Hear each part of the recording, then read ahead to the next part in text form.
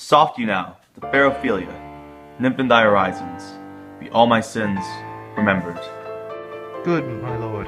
How does your honor for this many a day? I humbly thank you. Well, I have remembrances of yours, that I have longed and longed to redeliver. I pray you now receive them. no, not I. I never gave you aught. Lord, you know right well you did, and with them words of so sweet breath composed as the things more rich, their perfume lost. Take these again, for to the noble mind rich gifts wax poor when givers prove unkind. There, my lord. Are you honest? My lord, Are you fair? what means your lordship? That if you be honest and fair, your honesty should admit no discourse to your beauty. Could beauty, my lord, have better commerce than with honesty? Aye, truly, for the power of beauty will sooner transform honesty from what it is to a bawd, than the force of honesty can translate beauty into his likeness. This was sometime a paradox, but now the time gives it proof. I did love you once. Indeed, my lord, you made me believe so. You should not have believed me, for virtue cannot so inoculate our old stock, but we shall relish of it. I loved you not. I was the more deceived. Get thee to a nunnery. Why wouldst thou be a breeder of sinners? I myself indifferent, honest, but yet I could accuse me of such things, that it were better my mother had not borne me.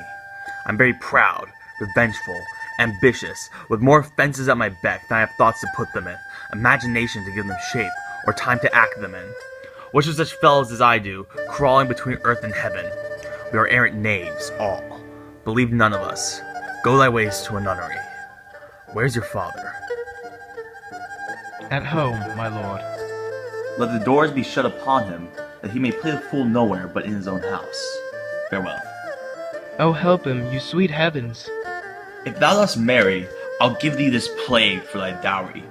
Be thou as chaste as ice, as pure as snow, thou shalt not escape calumny.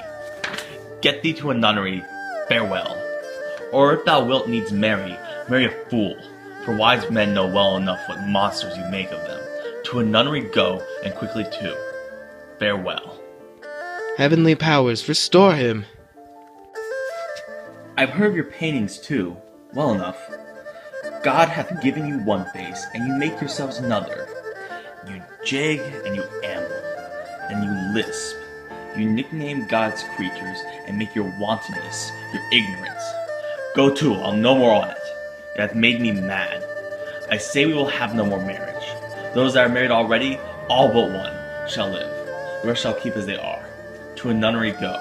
But a noble mind is here overthrown. The courtiers, soldiers, scholars, eye, tongue, sword, the expectancy and rose of the fair state, the glass of fashion and the mold of form, the observed and all observers, quite down, and I, of ladies most dejected and wretched, that suck the honey of this musicked vows, now see that noble, most sovereign reason, like sweet bells jangled, out of time and harsh, that unmatched form of stature of blown youth, blasted with ecstasy. Oh, woe is me, to have seen what I've seen, see what I see.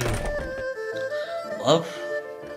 His affections was not that way tend, nor what he spake, though it lacked form a little, was not like madness.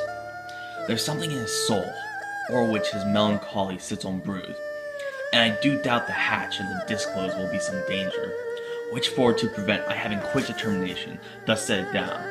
He shall with speed to England, for the demand of our neglected tribute. Haply the seas, and countries different, with variable objects, shall expel this something settled matter in his heart, whereon his brain, still beating, puts him thus, from fashion of himself.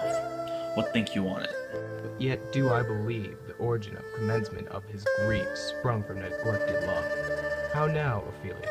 You need not tell us what Lord Hamlet said. We heard it all. My lord, do as you please, but if you hold fit, after the play let his queen mother all alone entreat him to his grief. Let her be round with him, and I'll be placed, so please you, in the ear of their conference. If she find him not, to England send him, or confine him where your wisdom best shall think. It shall be so. Madness and great ones must not unwatched go.